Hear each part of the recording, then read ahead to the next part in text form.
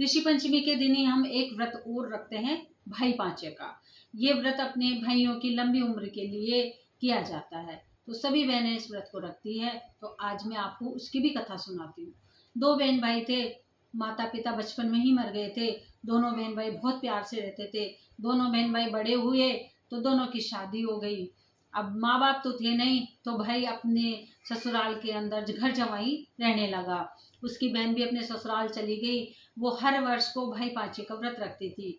उधर भाई और भाभी दोनों अपने पियर में रहने लगे। तो उनकी सास, उसके भाई की सास है, जो वो शाम को जब खाना बनाती तो एक मिट्टी का घड़ा उसने ऐसा बनवाया कि उसके दो पड़त थे। एक में तो वो खीर बनाती थी, एक में वो राबड़ी बनाती थी खट्टी। अब वो अपने पति को और अपनी बेटी को और खुद के लिए तो बनाती थी खीर, और जमाई के लिए बनाती थी राबड़ी, क्योंकि वो तो जमाई तो उनका एक तरीके से नौकर की जैसे रह रहा था। वो खेतों पे जाता, खूब काम करता, और शाम को जब आता तो उसको खट्टी राबड़ी ही खिलाई जाती थी। एक दिन की बात है कि माँ खाना बना के और कहीं चली गई और बहू से कहा कि बहू तू अपने पिताजी को और अपने पति को खाना परोस देना। तो वो बेटी ने खाना परोसा, तो उसको ना खाना खाने लगे।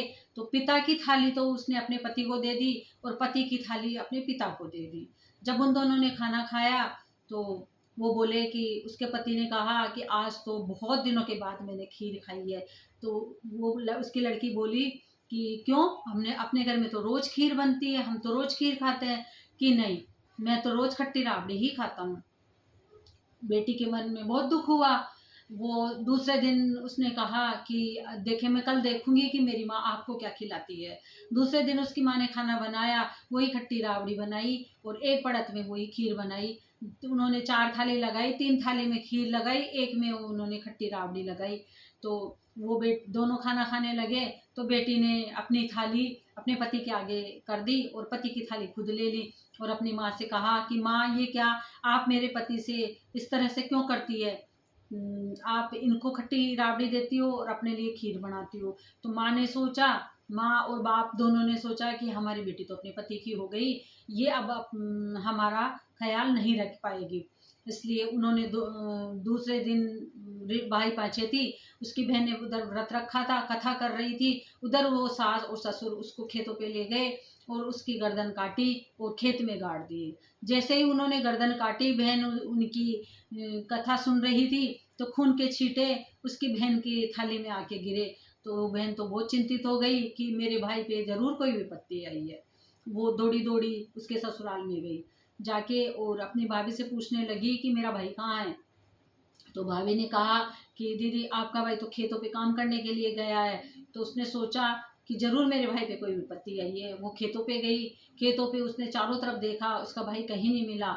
लेकिन जैसे ही वो पेड़ के पास गई जहाँ उनकी मुंडी गाड़ी गई थी, वहां पे उस अपने भाई का पंजा उसे पड़ा हुआ मिला। उसने उस पंजे को उठाया और देखा तो उसके भाई का ही वो पंजा था। वो अपने भाई का पंजा पहचान गई और उसने खड्डा खोदा, अपने भाई को निकाला और वहां से लेके लाई। और वो ऋषि पंचमी उस दिन थी, तो वो ऋषियों की जहाँ पूजा हो रही थी, उसने उस पंचामृत से अपने भाई को नहलाया और प्रार्थना करने लगी कि हे ऋषि देव, मैं बचपन से अपने भाई के लिए व्रत को करती आ रही हूँ। अगर मैंने सच्चे मन से व्रत किया हो तो मेरे भाई को आज आप जीवन दान दोगे। सप्तऋषि ने उसके भाई को जीवन दान दिया। दोनों बहन भाई खुशी खुशी अपने घर आए। हे सप्तऋषि, उसके भाई को लंबी उम्र मिली, जिससे हर भाई को लंबी उम्र मिले, हर बहन को जो व्रत करती हैं उनको इस व्रत का फल मिले। जय जय श्री राम।